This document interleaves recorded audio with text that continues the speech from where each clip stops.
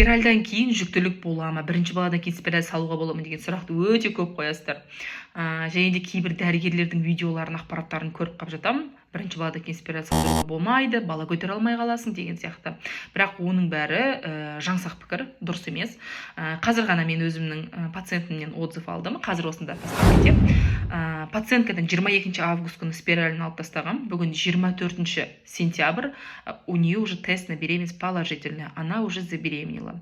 Так что егер қыздар спиральді дұрыс күтім жасап, керек болған кезінде тексеріліп, емделіп тұратын болсаңыздар, спираль ала салып, осы пациент сияқты сразу жүкті бола аласыздар. Чем жоспарсыз жүктілік болғаннан гөрі қыздар спираль салып алсаңыздар, спиральді алғаннан кейін сразу келесі жүктіліктеріңіз жоспарлай бересіздер. Спиральді алғаннан кейін фертильность сразу восстанавливается. Сол циклда сіздер можете забеременеть. Так что, девочки, өздеріңізге келетін